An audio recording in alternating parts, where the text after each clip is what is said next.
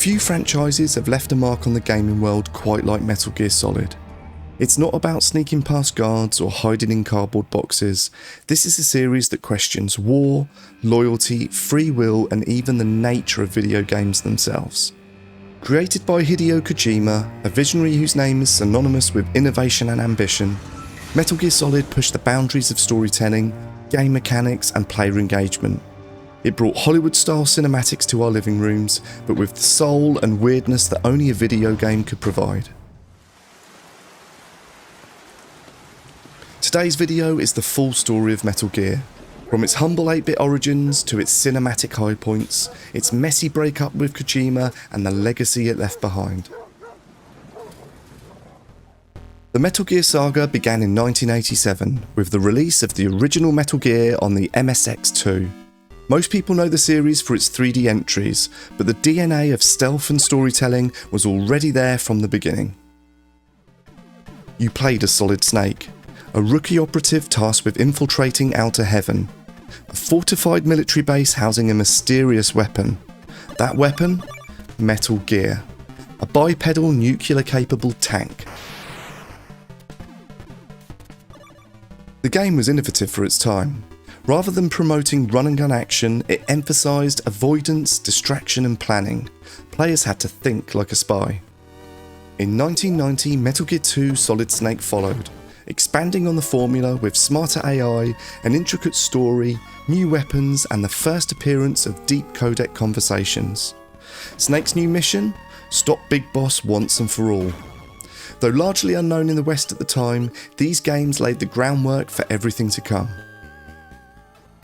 Metal Gear Solid on the PlayStation was a revolution. It took the relatively niche ideas from the MSX days and exploded them into the mainstream with cinematic storytelling, voice acting and 3D stealth gameplay. You play as Solid Snake, brought out of retirement to neutralise a nuclear threat on Shadow Moses Island, a remote facility seized by the rogue Foxhound unit.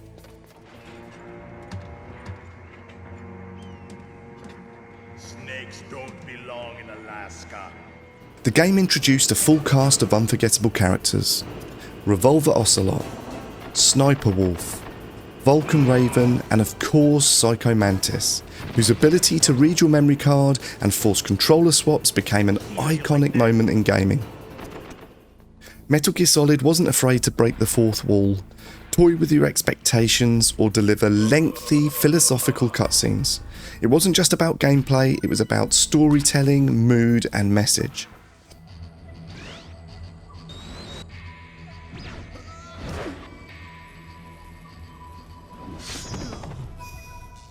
With over 6 million copies sold and universal acclaim, Kojima proved that games could tell stories every bit as compelling as film, maybe even more so.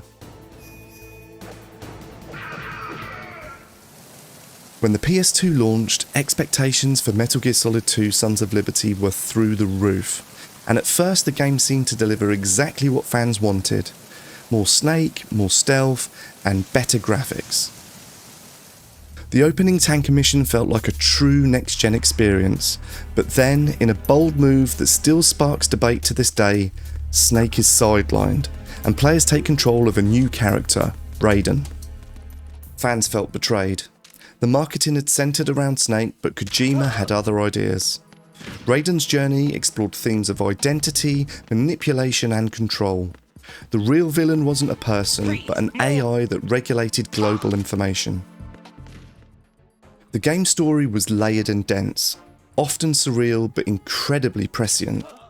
Metal Gear Solid 2 predicted the rise of digital surveillance, fake news, algorithmic control, and the fragility of truth in a post-internet world. It might have confused players at the time, but looking back at it now, it's one of the most daring stories in gaming. Rather than continue with Raiden or Snake, Kojima turned the clock back for Metal Gear Solid 3 Snake Eater. Set in 1964 during the Cold War, the game follows Naked Snake, later known as Big Boss, on a mission in a Soviet jungle. Gone were the metal corridors and futuristic weapons. Instead, players dealt with real-world survival. Camouflage, stamina, and injuries had to be managed carefully. The game's story centred around a mentor-student relationship between Snake and the boss, a female soldier whose betrayal sets off the events that ripple throughout the rest of the series. Their final battle in the Field of White Flowers is one of the most powerful moments in video gaming history.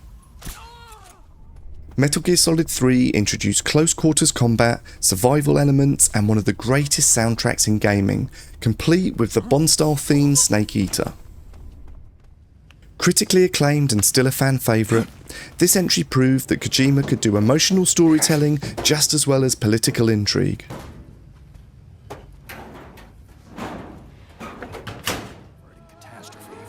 In 2008, Metal Gear Solid 4 Guns of the Patriots was released exclusively for the PS3. By now, Kojima was fully leaning into his cinematic vision. The result was a game bursting with emotion, resolution, and of course cutscenes. Set in a world controlled by war economics and nanomachines, an aging Solid Snake, now called Old Snake, embarks on his final mission. The game tied up virtually every major storyline, from Liquid Ocelot's plans to the fate of Foxhound. It was a love letter to the fans, filled with callbacks and closure. While the balance between cutscene and gameplay were hotly debated, there's no denying the scope and ambition of Metal Gear Solid 4. It was Kojima's swan song for the saga of Solid Snake. Kojima wasn't done yet. With Peace Walker on the PSP, he continued Big Boss's story. Set in Costa Rica during the 1970s, the game introduced the idea of building a mercenary army. Base building, soldier recruitment, tech development, and co-op multiplayer became the new gameplay pillars. This wasn't just a side game, it was essential to the overarching plot, connecting the dots between Snake Eater and what would become the Phantom Pain. It also introduced Kazuhiro Miller, future allies and enemies, and the concept of Outer Heaven taking form.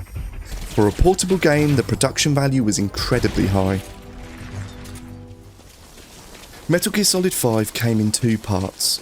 Ground Zeroes, a prologue, and the Phantom Pain, the long-awaited open-world follow-up.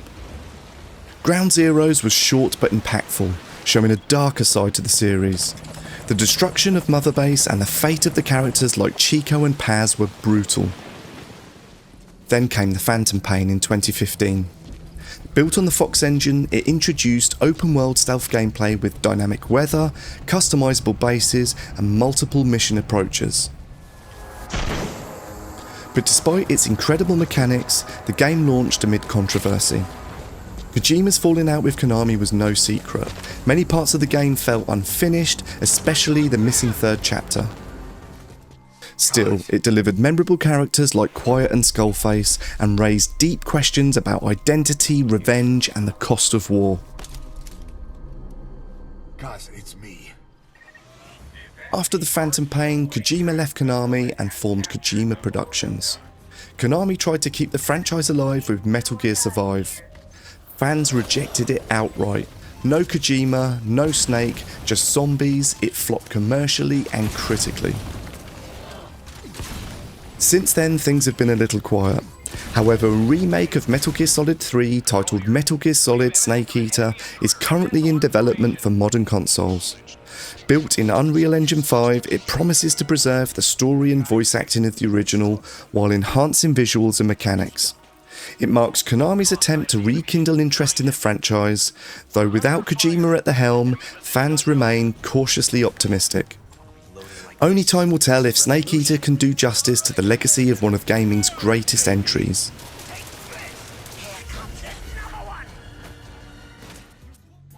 Beyond the mainline titles, Metal Gear has a surprising number of spin-offs, remakes, and alternative interpretations.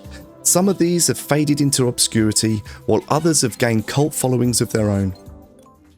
Games like Metal Gear Acid and Acid 2 for the PSP took the series in a new direction with card-based tactical gameplay. The cel-shaded Acid 2 even shipped with 3D glasses. Then there's Metal Gear Rising: Revengeance, a high-octane hack-and-slash adventure starring Raiden and developed by Platinum Games. Remakes like the Twin Snakes reimagined the original Metal Gear Solid for the GameCube, while Ghost Babel on the Game Boy Color offered a 2D take on the universe.